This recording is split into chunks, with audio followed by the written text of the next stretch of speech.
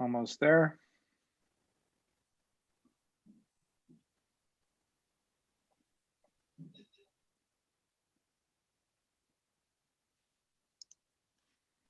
Okay.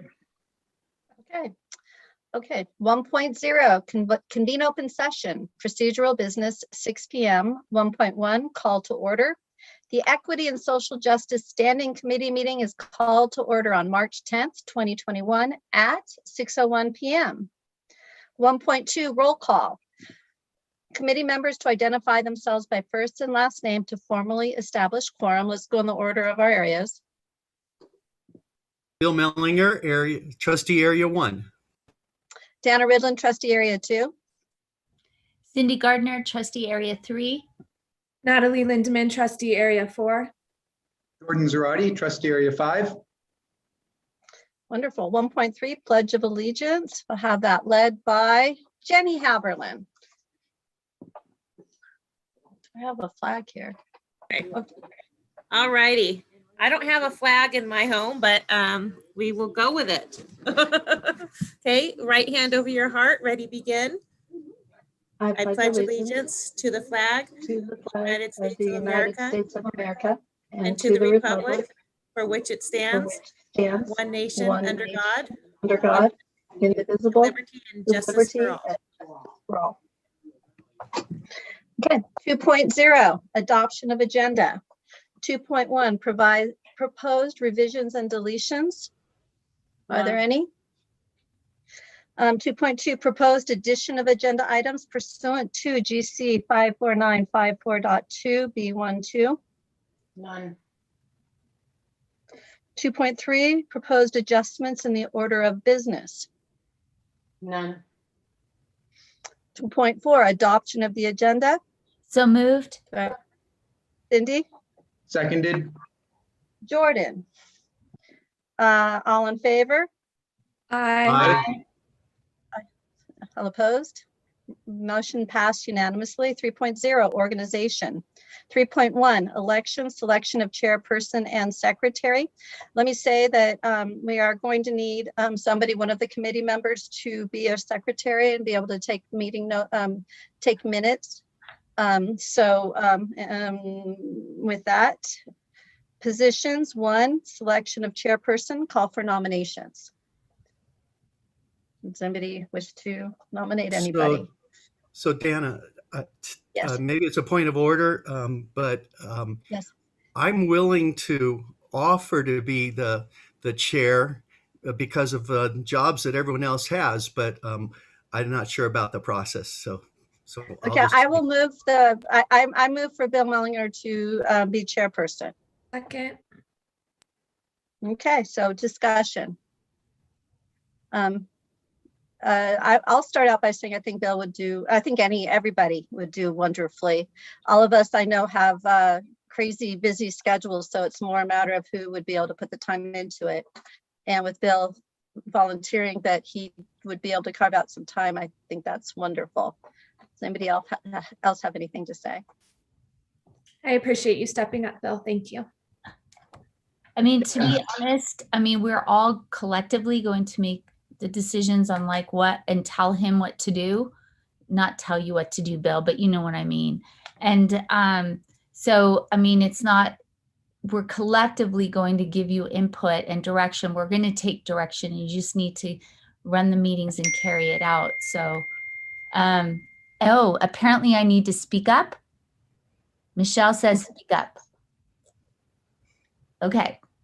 So I'm just saying is that it's not as daunting as you think it is. And I think, Bill, it's quite fitting that, this is coinciding with your master's in governance training. So it seems that this is a good way to, wade into it all. Yeah, I just to finish 4 more hours today. So. But I'm volunteering, but somebody else is welcome to say, hey, you'd rather do it. I just thought I've looked at all of the responsibilities that all of you have already, and I thought, You know, I've been working in this kind of an area. We actually had a multi-ethnic congregation in Arizona. It's something that matters to me. It's important to me. So I'm offering, but again, it was an offer. You don't have to take me up on it. No, this is a passion of mine too, because of I've attended several equity symposiums and equity training, both at the National School Board Association level and the county level. So, I mean, yeah, I'm right there with you, Bill. I think it would be fair to say that all of us have that. I mean, there's a strong drive among all of us to be able to make sure that our students are well taken care of and are given every opportunity possible. And where this could have been two people going and doing the work that we had hoped to have done during the retreat, instead, it ended up being a standing committee because all of us wanted to be involved. So I think that speaks to the fact that all of us are very passionate about this. Okay, so let's go. Let's call for the vote, Jordana. Okay, And get him I'm started. calling for the vote. All in favor? Aye. Bye. All opposed? The motion passes unanimously. Bill Mellinger is the chairperson, and I am handing the proverbial gavel over to you at this point to continue on with the selection of secretary and so forth.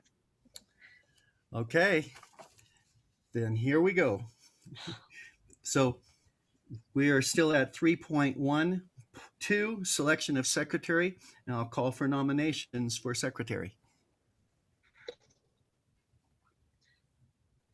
Anybody willing to and interested potentially to carve out the time? To clarify, the secretary role would include taking minutes at these meetings, correct? Yes. Got it. We don't And have we a can't- budget for this committee.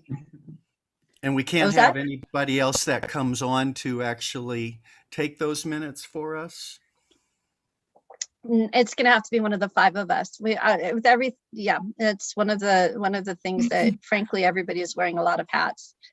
I mean, as we go, when it evolved to include however we want this committee to look like, with teachers, staff, community members, and even students and parents. At that point, we can revisit, see if somebody has that dedication of time, because they would be part of this committee. So Well, Excellent. Go ahead, Dana. I wondering whether in terms of for the time being, if this is on YouTube or being able to, I know Connie is able to have an audio tape to be able to go back to, would those tools still be available to us, or would it be possible to record the proceedings? I'm thinking in terms of if I had something audio to be able to follow up with, so I can be engaged in the meeting, but then follow up later with taking minutes, would that be available to me? I can see how she operates that and the recording pieces, because all that equipment is new. So I mean, all of that is done when we are together in person. So she could show whoever how to use it. But videos that are on YouTube, you should be able to go back to the same way you can go back to the board meeting It videos. would just be moving away from videos once we can return to in-person meetings. So then we would move to the recordings. I don't think We it's have that to difficult, keep just track of another way. everything that somebody says. No. It's a Good. summary. Good. And mainly So that would be- action items. So that'd be my concern for all of us, is being able to have us engaged with the meeting and not have to be so focused on taking the minutes at that moment. So if there was the ability to go back and look at that, that's something that I would consider taking up if nobody else has the bandwidth to do it. And Jordana, like I said, as we get further along, we can utilize the people that will be on this committee and relook at this situation to alleviate you of that burden. Or And that, I've had two people actually approach me in the school district who are interested in being involved. So that might be something for us to look at Yeah, I think And we have to later- discuss the process. Okay, so Yeah. then I nominate Jordana to be secretary. Is there a second? I'll Myself. second that. Jordan, did I hear Jordan second? Okay. All those in favor of Jordana serving as secretary, say aye. I Aye. Any opposed? Congratulations. Oh, Yes, we did hear that, Cindy. Thank you. I forgot to mute. Sorry. By the way, what I'll try to do as we go through, Jordana, is maybe pause at times where we think that there's something that you ought to make note of, especially if you're trying to discuss something, because again, it doesn't sound like you have to note everything that we comment on. It would be more summary, or especially if we're taking any kind of action, any kind of work that we need to do, any assignments that are made. Is that understood? All right, we're going to go on then to public testimony, and Dana, do you actually have this? Just so I know. Yeah, you're on mute, chick. I gotcha. Okay. I do have the emails and I can go ahead and read them right now. Right, so And I should probably actually, read this though here, right? yeah. Okay, Yeah. public testimony, 4.0 public testimony, 4.1 public comment period for items listed on this agenda and non-agenda items within the subject matter jurisdiction of the committee. The public comment period is administered by state law and is the point in the meeting set aside for members of the public to share their opinions with the committee.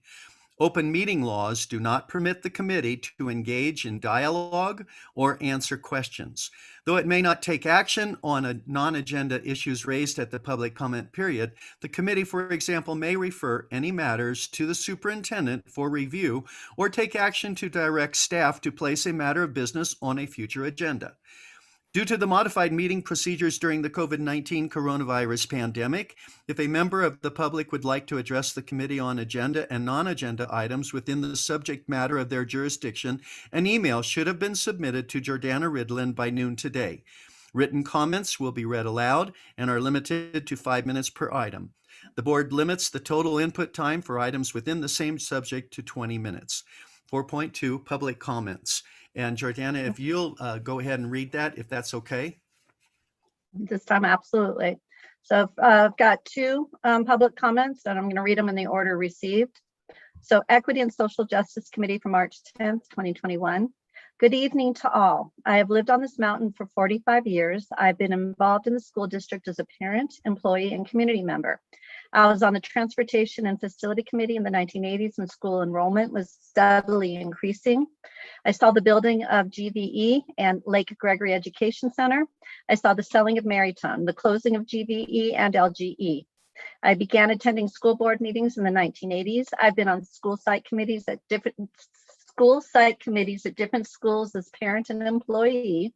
I have worked at 5 different sites in the district. I was active in the leadership of CSEA, sitting for several years as vice president of CSEA on the district negotiating team during difficult years, and I saw my job description eliminated and went through the bumping process. Some of my children were in special education, others took AP classes, ROP classes. They were involved in sports, music, leadership. I worked most of my years in special ed, but also among the general ed population.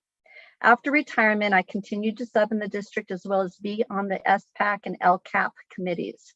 I've seen a lot and walked through good times and tough times in the district, and tough times with the district. Of all the things I've lived through in this district, nothing concerns me more than the direction the Equity and Social Justice Committee and its purposes could possibly take the district. The words equity and social justice have taken me into research mode. What do they mean? Who is defining them? These words are heard regularly, if not daily, in social media, books, the news, online. My conclusions: it is a huge topic and very complex. There are definitions in the past that wouldn't necessarily agree with today's common usage. It appears to be fair to say that equity and social justice are viewed as a lens in which to view life, a philosophy, a mindset, a worldview. Equity is not equality. Equity is making up for past injustices for a common outcome, adjusting shares. Equality refers to having the same opportunity. Social justice is looking at life based on race, sex, gender, and other identities. It takes as fact that racism exists and white supremacy exists and is systemic, built into our society. There are our oppressors and the oppressed. Truth is based on lived experiences and therefore a moving target. There is no objective truth. To question equity and social justice means one is racist. Disagreement can lead to being canceled, and that is happening. Some questions I have for the committee are, how will you determine who your experts are? What resources will you use as you define equity and social justice? Your draft of committee purposes suggests CSBA, and I have heard mentions county sources as well. Will you look beyond those sources to look at other academic work that agrees that injustices exist but take a different approach to resolving the issues?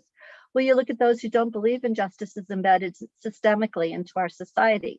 Do you believe equity and social justice are facts? If so, what are your sources? What evidence? What is your definition of racism? Do you believe that systemic racism is a fact? Do you believe that racism is present in every interaction? Do you define people by race, sex, gender, and underrepresented student groups, or by their inherent dignity, value, and worth that we all possess as humans? Does being defined by race, sex, gender result in unity or division? Does being defined as one with human dignity, value, and worth that is found in each and every one of us result in unity or division? As an example, the confrontation of Trump, the confrontation of Trump versus BLM supports, or the words spoken by one group of students to another of a different color. Does heightening one group above another bring unity or division? How is conflict best resolved? Can that happen when groups are separated out?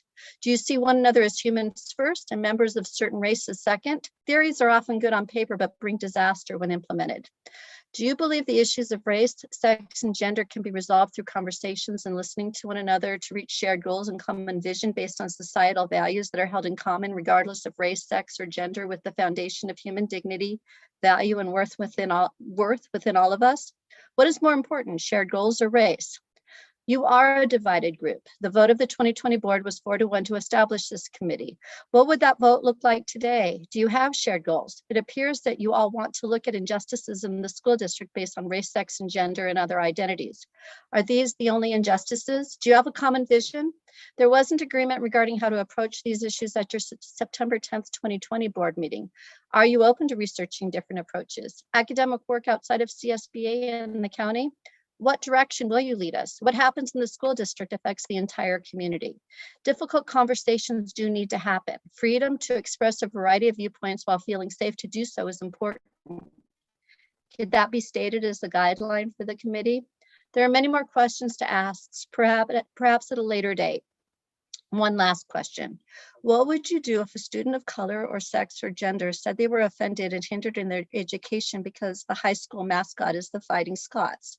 I believe in this district. I also believe that each of you care about the students in this district. Thank you for your time. Gail Russell. Then the other letter. Social justice.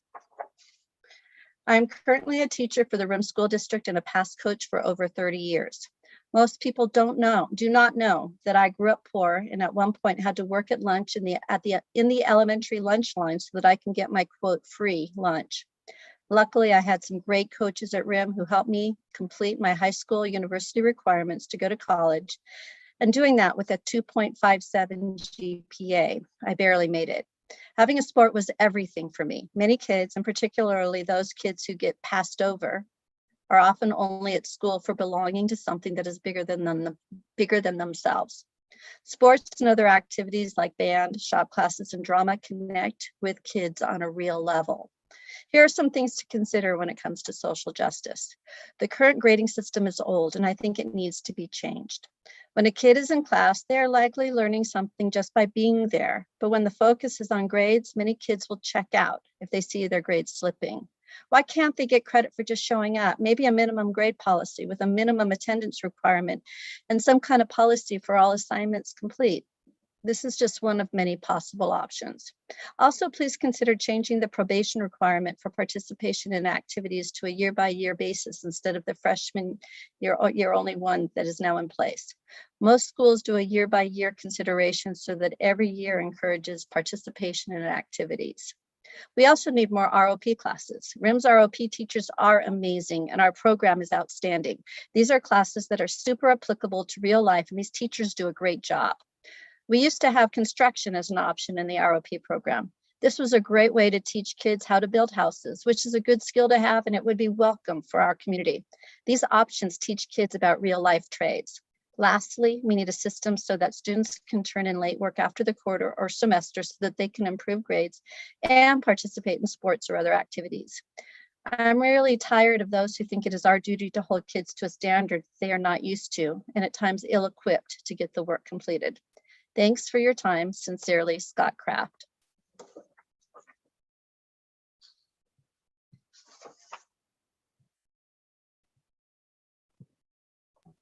Can we get copies of those sent to us? Absolutely. Thank you. Were you able to hear me okay? Yes, yes. All right. Wasn't everybody else?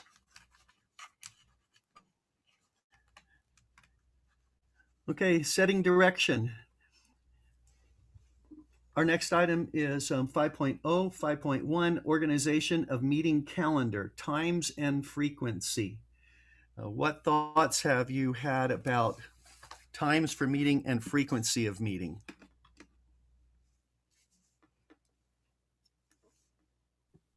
Sorry, I muted.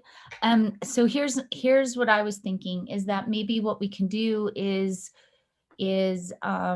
develop interest forms, applications, if you want to call them, whatever, to be part of the committee. And we have one more meeting prior to the end of the year to define how we want the structure of the committee itself, the members, but we actually start regular meetings, starting with, I think, training,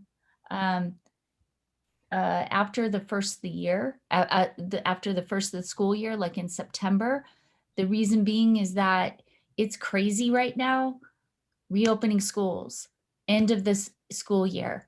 Then we have this summer to breathe and take a breath and regroup, get into school in August, and then hold our meeting starting in September. And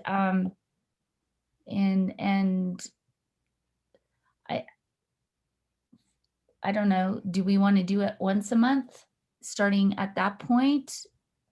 But I just think that starting meetings now, like on a regular basis is probably way too much on everybody's plate, Okay. both in the community, parents, and the staff. All right, thanks, Cindy. So you're suggesting waiting to have our next meeting till September, or that be it? Okay, go ahead. Who else?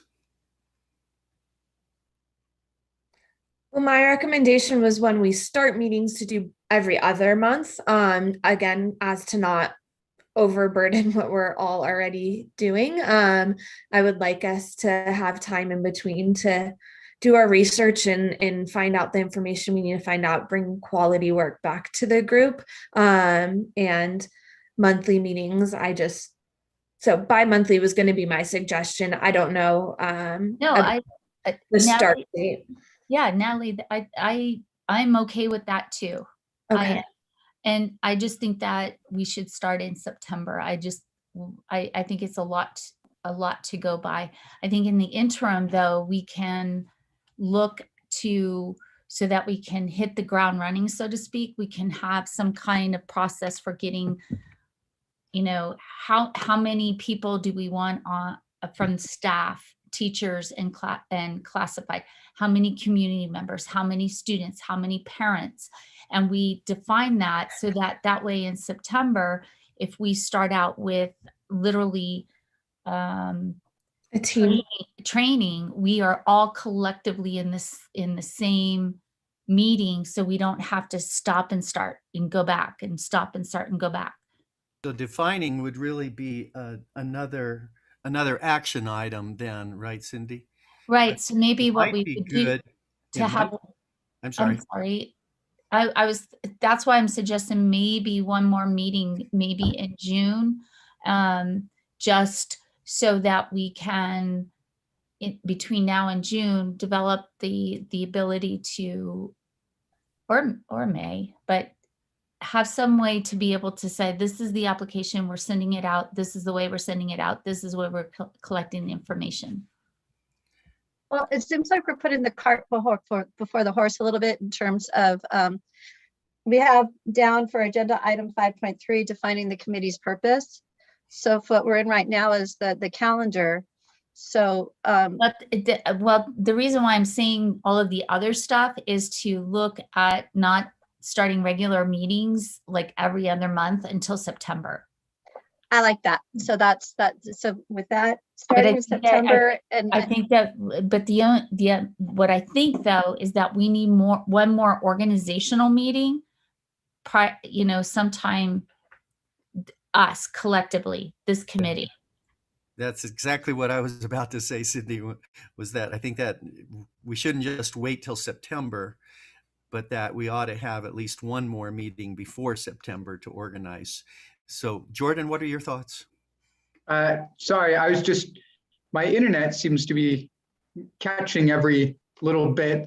If I understood correctly, the proposal on the table right now is having one more organizational meeting sometime before the start of the next school year, and then beginning regular committee meetings in September every other month. Did I hear correctly? You got it. Okay. That's what's being suggested right now. Yeah, I think So that in might essence, be a good. Oh, sorry, go I'm ahead, sorry. Dana. Go ahead, Jordan. I'm going to say in essence, it would be every other month that school's in session starting now, because we could meet in May and then again in September. And so it would be still bi-monthly.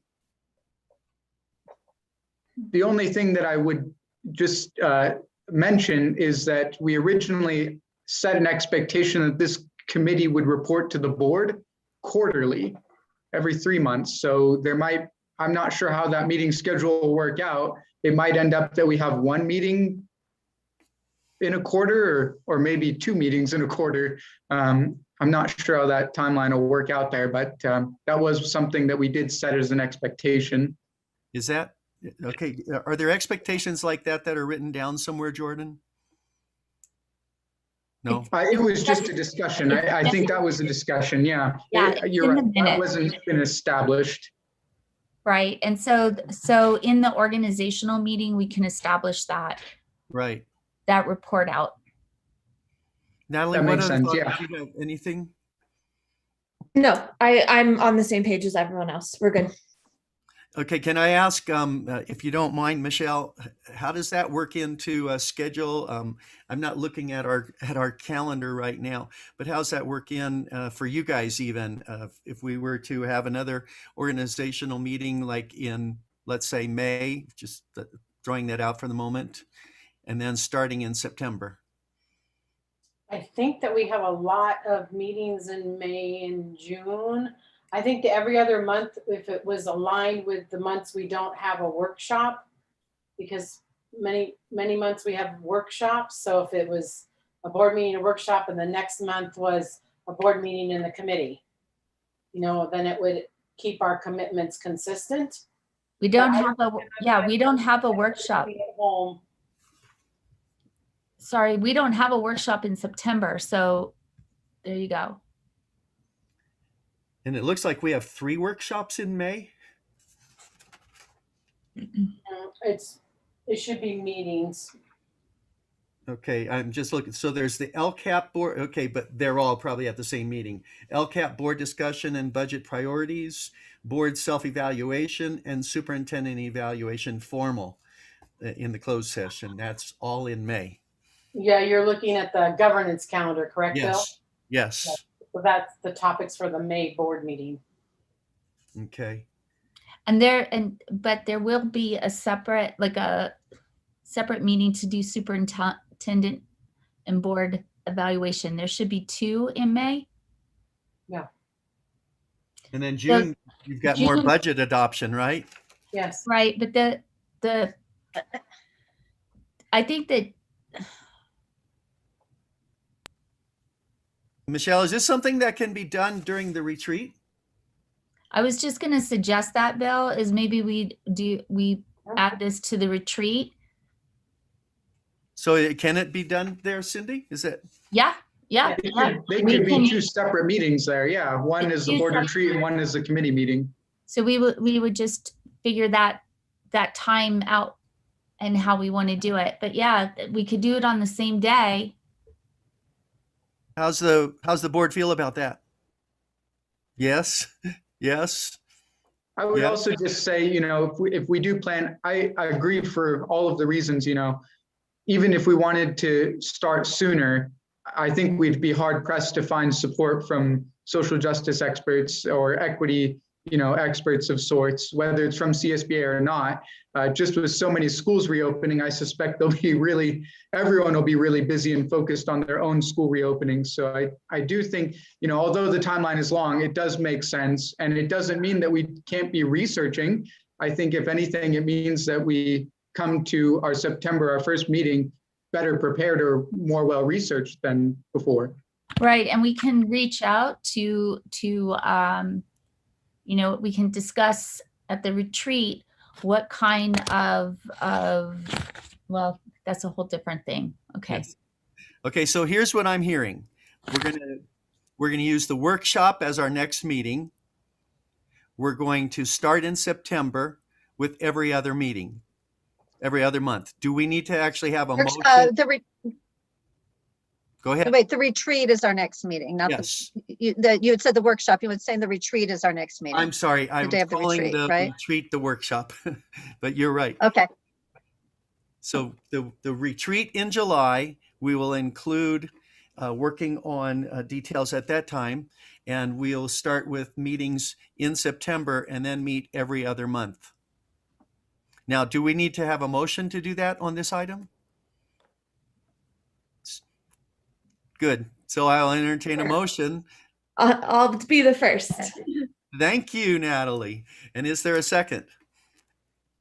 I'll second Cindy. Thank you, Cindy. Okay, so it's been moved and seconded that we will actually start our next meeting at the retreat in July. Our regular meetings will begin in September and every other month. Is there any further discussion? All those in favor say aye. Aye. Any Aye. opposed? Carried unanimously. And I will pause and see if Dana got that. I got it. All right, good job. Thank you. Then we are going to move on to item 5.2, which is define key term, equity and social justice. Now, just for clarification for my sake on this one, it says define key term, singular, equity and social justice. So we're defining that whole term. Is that true? Well, there's two aspects to it. Yeah, social justice versus equity is two different. So we can go through both of them. I think grouping them together is it. I would say that somebody didn't notice the S was left off. Okay, so it should have an S there then. Thanks. That's the clarification I needed, Michelle. Has anyone seen the document that and read through the document that was sent out? I believe it went with our notice of this meeting. Was that true? Yeah, I have it. Has on it equity and social justice. What is equity in schools? What is equity in education? What does social equity mean? What is social justice in education? What does social justice really mean? And what's the difference between equity and justice? Michelle, is this something that needed to be, since we're looking at it, did we need to post this? No, it was just, To And I- generate, when we had to set the agenda, we had talked about making sure that everyone had the same understanding of those terms. Mhm. So the piece of paper that you have was research done by my team on looking basically Google searches and things and finding out, answering those questions for you to lead your discussion. Great. All right. So what are your thoughts? And let's take that just one term at a time, if that's okay. We'll start off with equity. Well,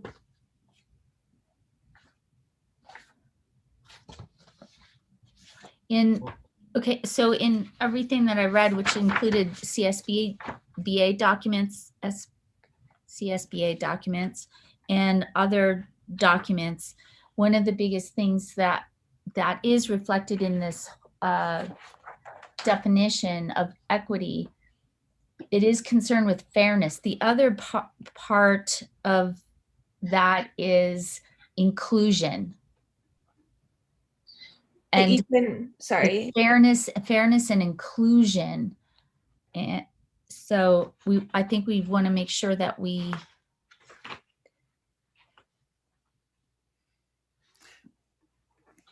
So taking a look at this very first one here, it says equity is concerned with fairness and social justice and aims to focus on a concern for people's needs instead of providing services that reach the greatest number of people.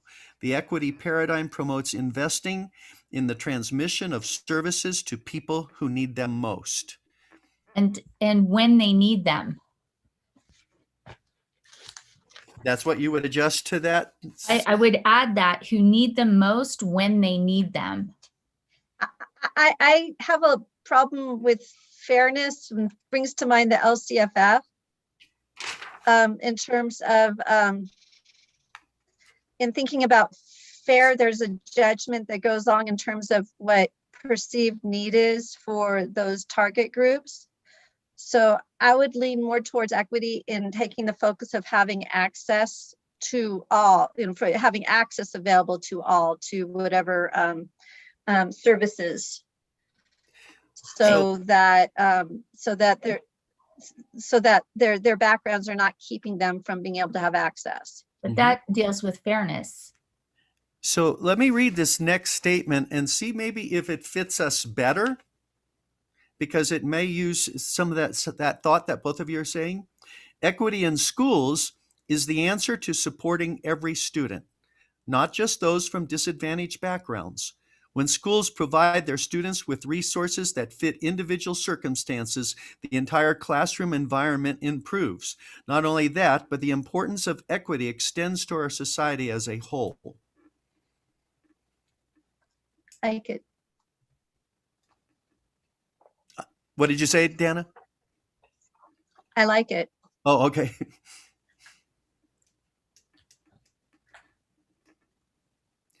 I kind of like the idea that it focuses on school. There is the third phrase on here that I want to read to you as well. Equity in education is the process of reforming practices, policies, and procedures at the school and district levels to support academic fairness and inclusion and ensure that every child has the resources, teachers, interventions, and supports they need to be successful. I like this one because it's both schools and districts, because because you need both parts to be successful. It cannot just be at the school level. There needs to be a lead, so to speak, and there needs to be work done at both levels. Jordan, what are your thoughts? I'm sorry, was that Dana?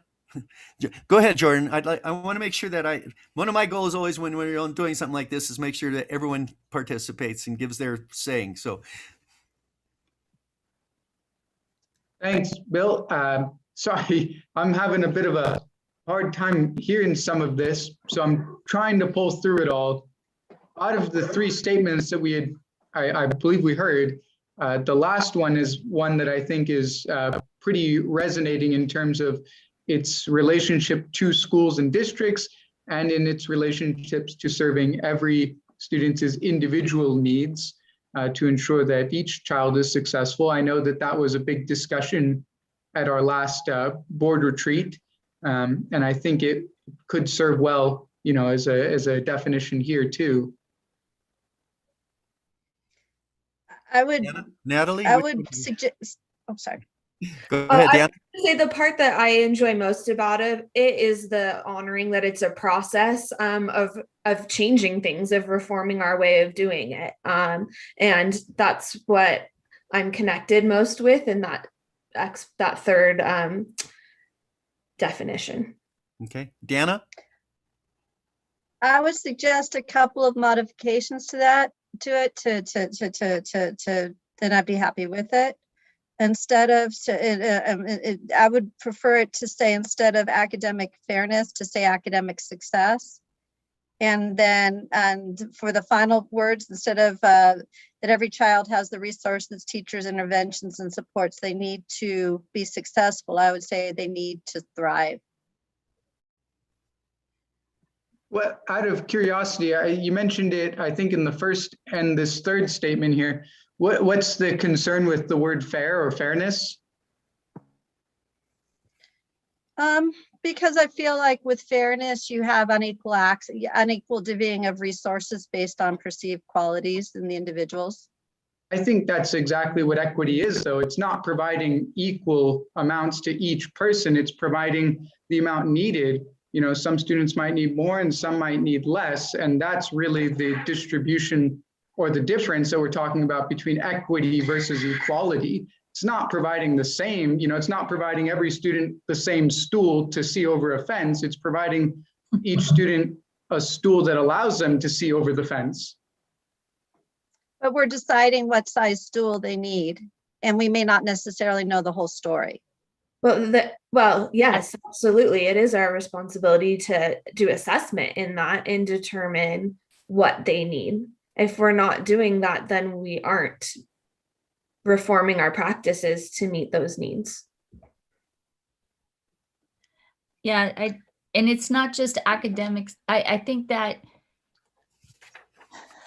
it's also you can sit there and say academic success, but the bigger picture is the fairness of how that is distributed to the students. Just reiterating what has already been said by Jordan and Natalie.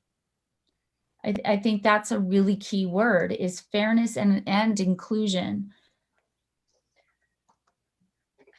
And I guess I look at the state level. We have the LCFF, which is fair funding, and it's anything but, because we start trying to put policy in to be able to right perceived wrongs without knowing about RIM districts, individuality, and the actual challenges that we contend with. And I'm concerned that we're going to take that same approach with our students in not being able to know everybody's story and determining at a macro level what we perceive as to be fair, as opposed to trying to provide the tools for everybody's success. I think though that, like, when I'm going to refer to that grading, the grading policy that equity and grading, I mean, there's a certain amount of fairness that goes into that. That was kind of a through line through the whole thing. Is it how fair grading? If one child is given X, Y, and Z tools, and another comes in with only X, how do you fairly have a system in place where you measure the growth, the knowledge of the standards? And so for me, that word is super important. I would also just say, Dan, it sounds like we're agreeing on what we're talking about here. The LCFF, formula itself is unfair to districts at our level, and CSBA and, in some collaboration with CTA is pursuing full and fair funding. So we are already advocating for reform in the name of fairness. We want fairer funding because LCFF is not. And just because another organization uses the word fair and it's not, doesn't mean our committee cannot use fair in a correct way, and implement it throughout the district in a correct way. I hear what Dana is saying about the questions of fairness and success. Both of them will be a challenge to measure. And that's our greatest responsibility, I believe, is ensuring that assessing each student individually for what their needs are to create fairness and equity, not equality, to create equity is the reason we're having the discussion, correct? Here's the interesting thing: the new part of the equity image of that you're all seeing of the apple tree or of the fence is, why aren't all those kids that are looking through the fence, why aren't they out there on the field? So, Yeah. by the way, Rotary has a 4-way test of ethical standards that we use, and one of those is it fair to all concerned. Exactly. I And think it's a positive sense there. Were you suggesting the change from successful to thrive because you were using success with fairness, Dana? Okay. Yeah. I mean, I like the idea of thriving, but well, we can successful and thrive. You know, we can add thrive to the end, because part of the building inclusion and making kids feel that they belong, and when they feel a sense of belonging, that people care, that they see people like themselves, all that, they tend to thrive academically and socially and participating in extracurriculars and stuff. But we don't always know. I guess the thing is that I've experienced in the classroom students who we don't know their whole stories, and who have challenges that we're not aware of, students who have been homeless in foster, involved with cheer, and seemingly have the means to be able to do everything that was required of them to fulfill their obligations for cheer, but hitting that one last expense and having that breakdown where they've been living out of a car, they've been working odd jobs, but we don't know their whole stories, and having policies that are saying, okay, this group deserves this, and this group, I mean, being able, I think we're going to be delusional if we think we could actually establish fair. I think that what you're bringing up is a really great goal for the committee, is as one of our intentions is getting the teachers the whole story, is getting the teachers what they need for assessing that. And why don't you know the whole story? I think it's also, part of that, in this statement, it says every child, not certain children. It does say every child in this statement. So if we're going to say every child and we're going to set out, with that in mind as our goal, then we need to be able to work to actually make, as Natalie's been saying, those individual assessments. And if this isn't going to be an every student or every child thing, then we need to reassess. Somebody help me. I have a little bit different question. How we apply inclusion and what we mean when we say inclusion. I think about the fact that I'm trying to learn how to play guitar right now, and I'm still not very good at it. And so I really shouldn't be included in a band with my ability that I have. Well, but if you are if you're low income, I know that I came from a very, very, very, very poor family.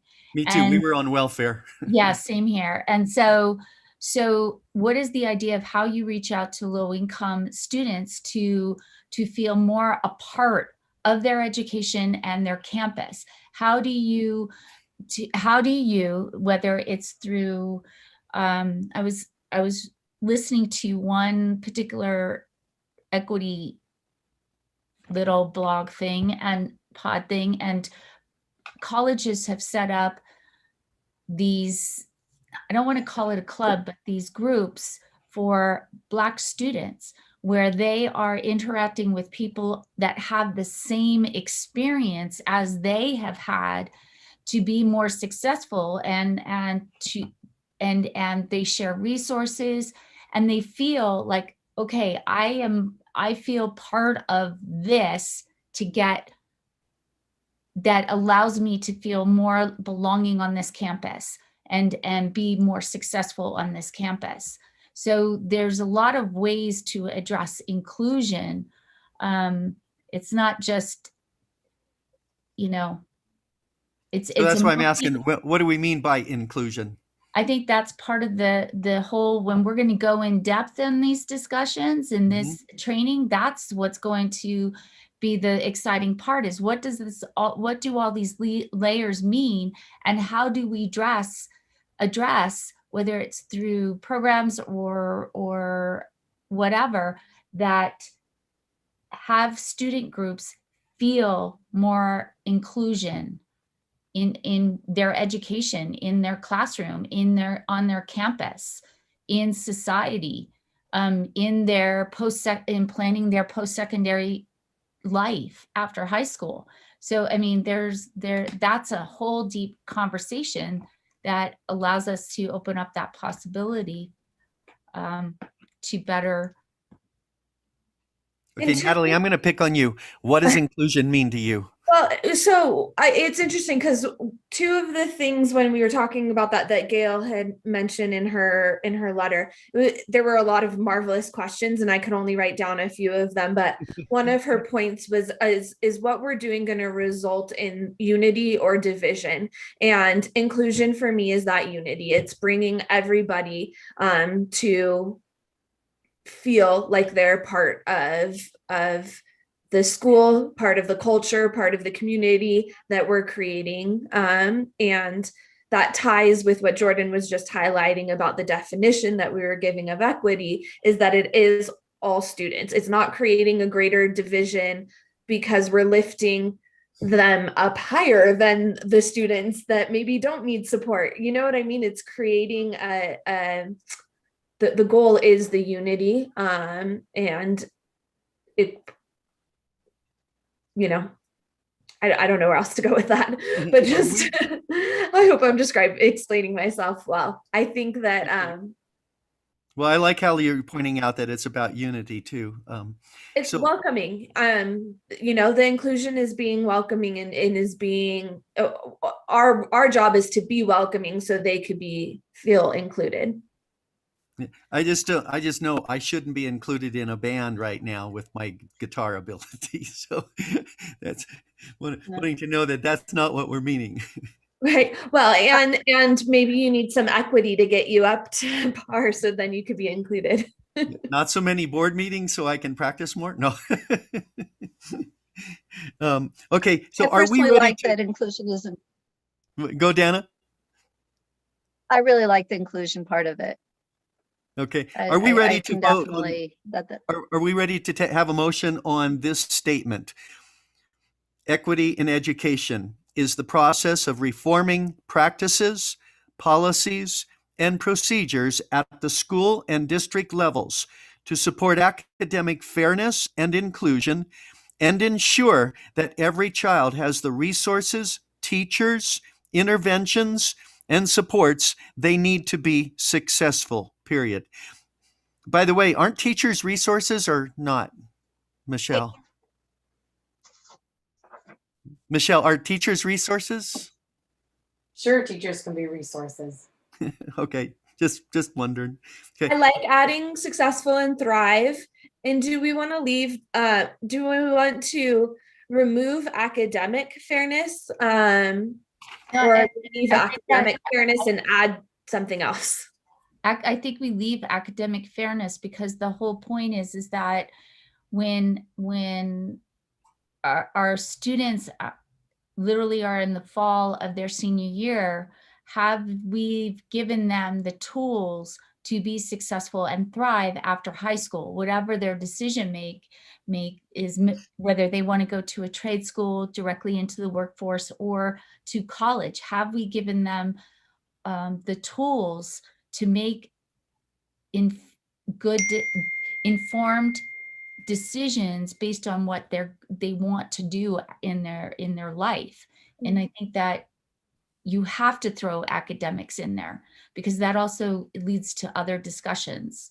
Right. And so for me, it was support fairness and inclusion.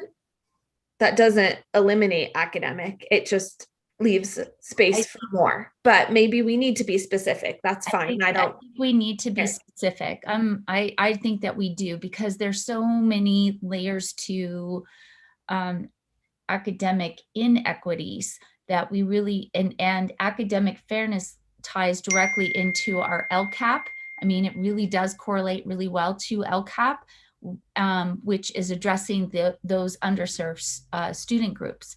So, I mean, I think that we really should keep it in.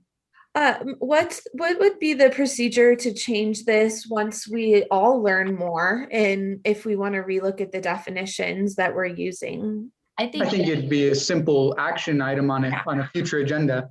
Okay. Yes, it's just a redefinition. The goal is to learn more than what our current, experience and knowledge tells us of these things. So I think having a basis to start with is fine, but know that as we learn, shifting it might be something we all want to do. And that's So I'll Good point. entertain a motion then from somebody to make I make that a motion equity in to education. approve the what does social equity mean? That was No, it's the one above is that. equity in education that Bill read out. So equity in education is the process of reforming practices, policies, and procedures at the school and district levels to support academic fairness and inclusion and ensure that every child has the resources, teachers, interventions, and supports they need to be successful and thrive. And Cindy made that motion? And who's the second? Myself. Natalie? Got Yes. that, Dana? Yep. All those in favor say aye. Aye. All opposed? Carried unanimously.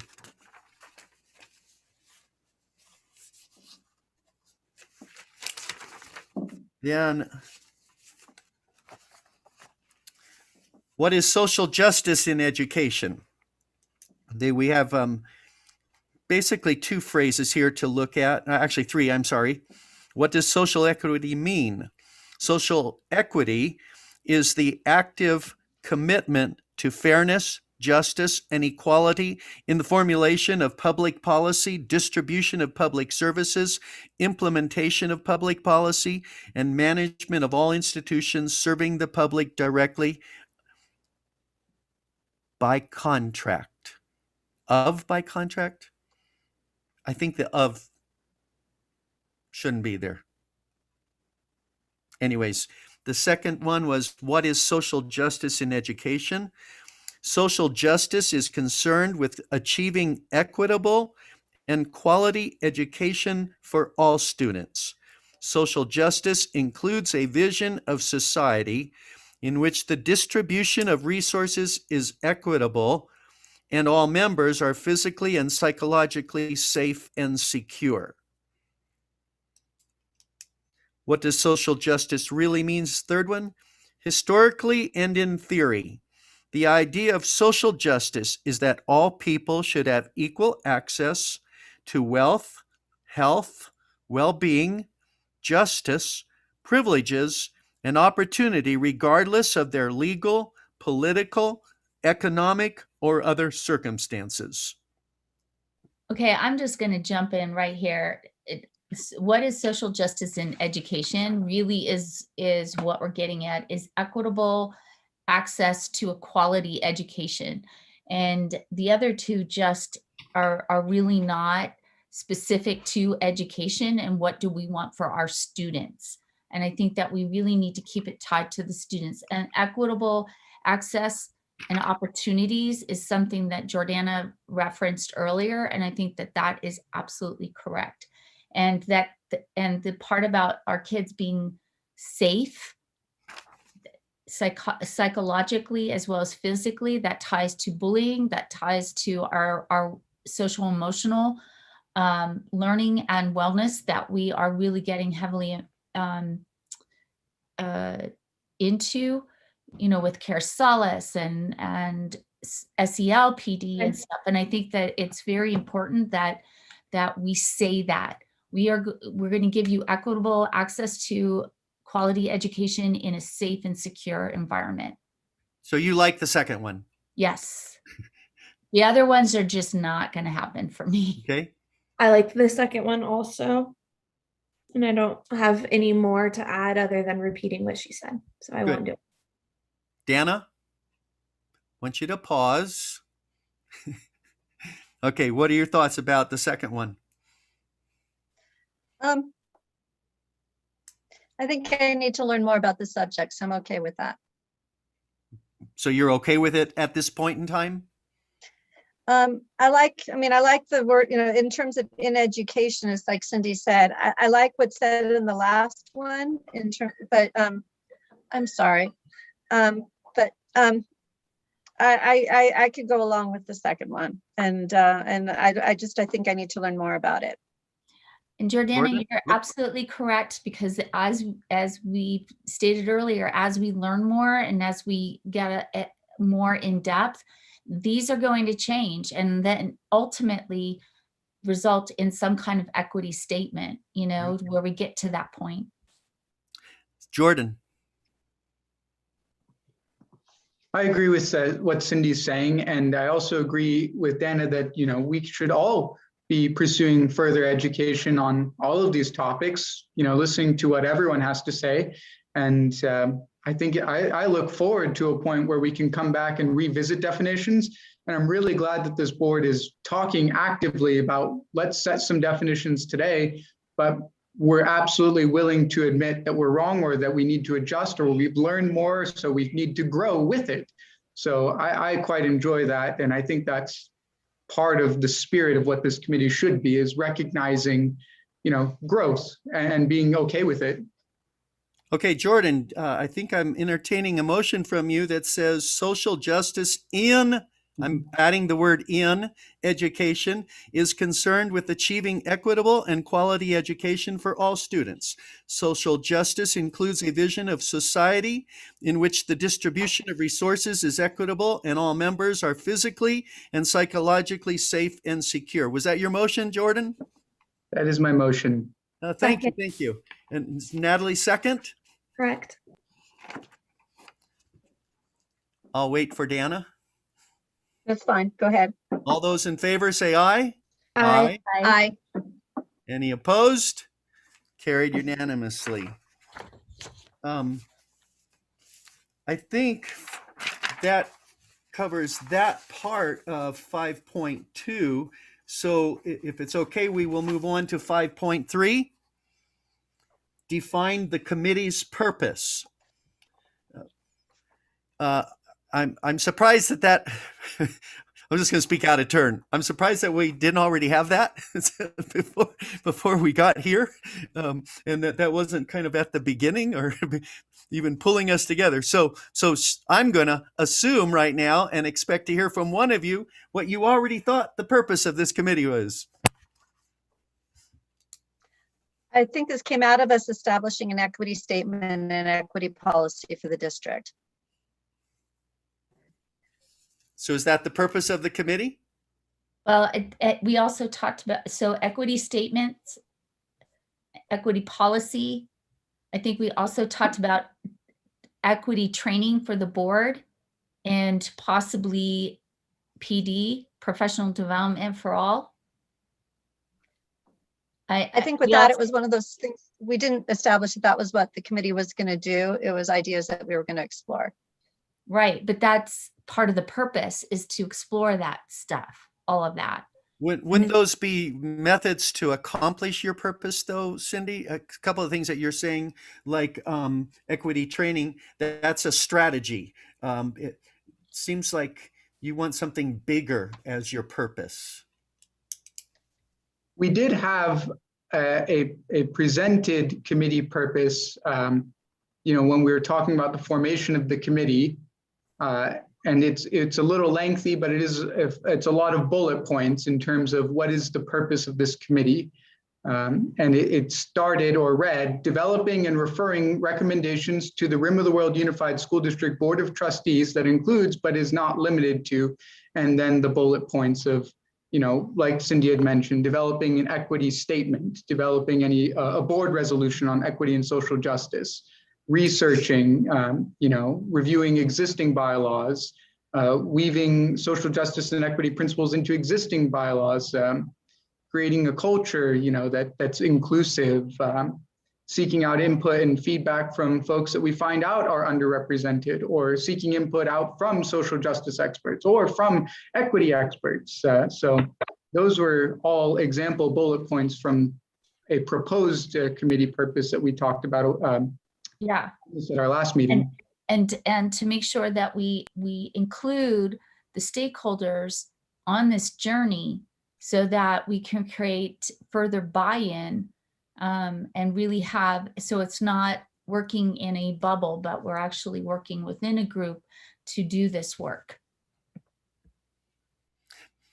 Michelle, had staff done anything on purpose? No, this was a board committee. Okay.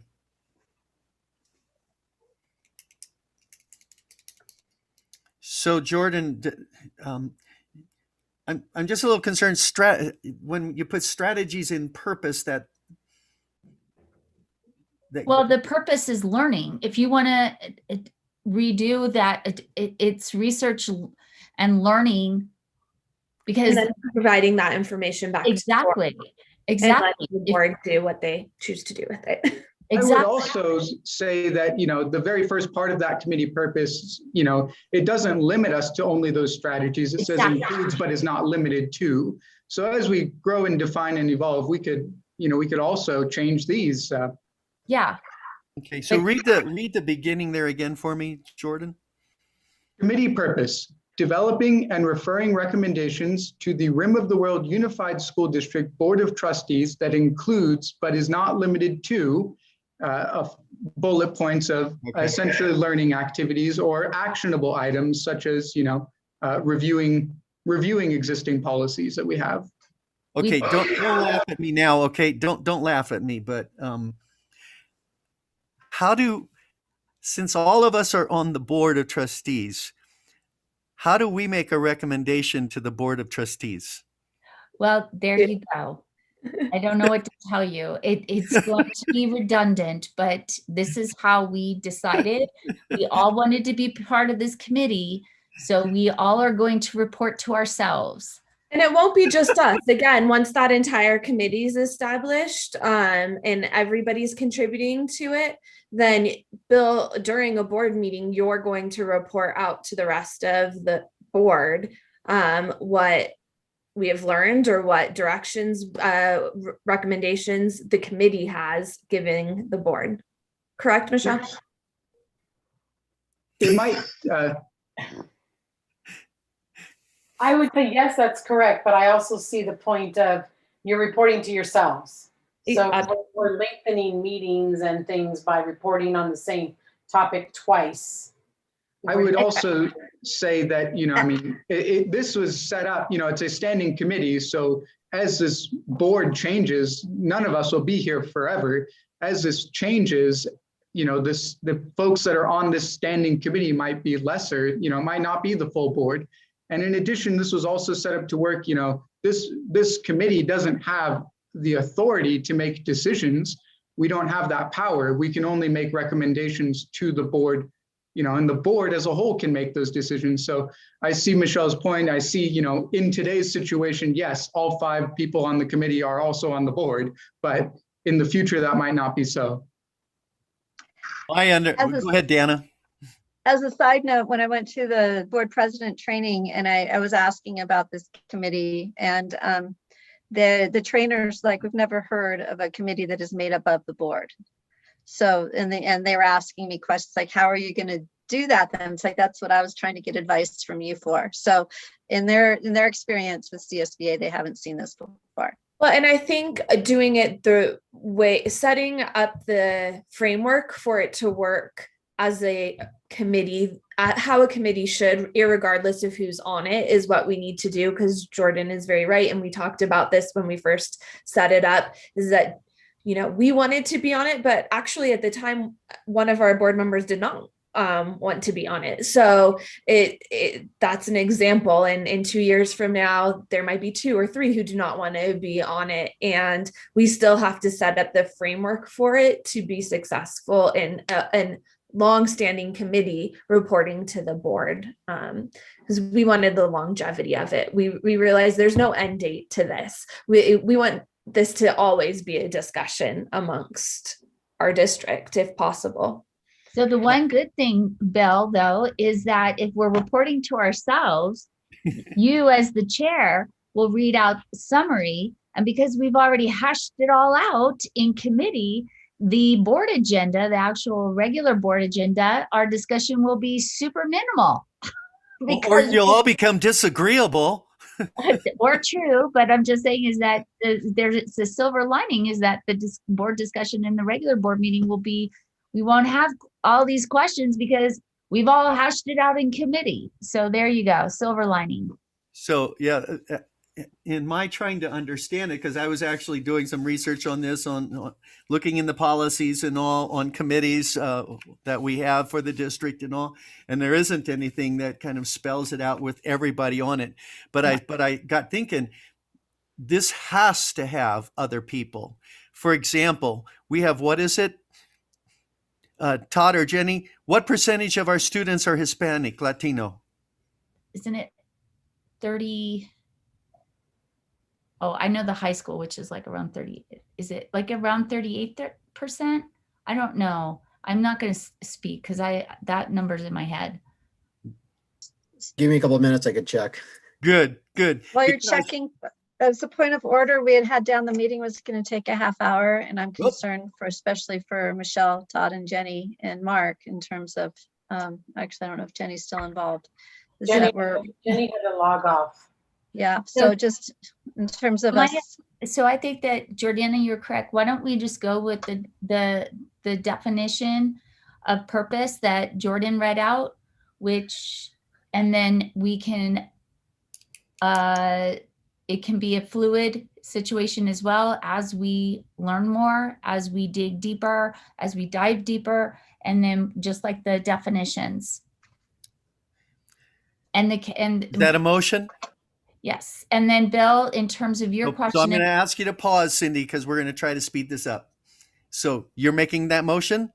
yeah, Is there a second? Jordan, second. Yeah, Okay, so you all have a copy of that too. I know I have it. I unfortunately don't have that in front of me.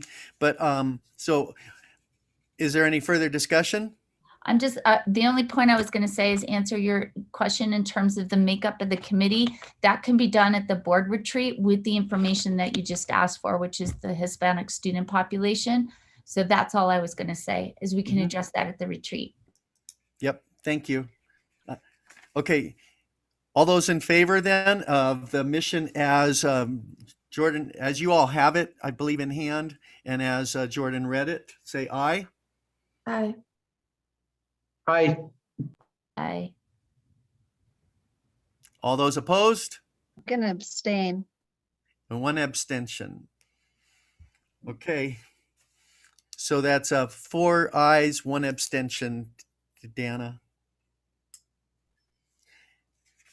And then this called for future agenda items planning. So Board retreat. Well, I think it would be worthwhile for us to focus on getting our equity statement and policy. Well, I think that we have a lot, we should make ourselves educated on what exactly we want it to read as, and make sure that the others in the committee have a part of developing that, so that again, creating buy-in. But that's all for the and retreat. the equity statement is not on our agenda for tonight, but that can be something for future planning. That's what I was talking about. It's Go free on. future. That's what I was mentioning it for. Okay. Oh, sorry, Jordana, I misunderstood you, hon. So Yeah, I'm no, I was looking going at off of the agenda 6.0 item. Yeah. Future agenda items, planning, time allotted for the committee to request agenda items for future meetings. Equity statement.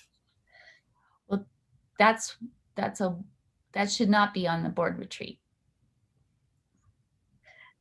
I believe, I think what we had talked about for our meeting calendar was the board retreat will be a second organizational meeting. Right.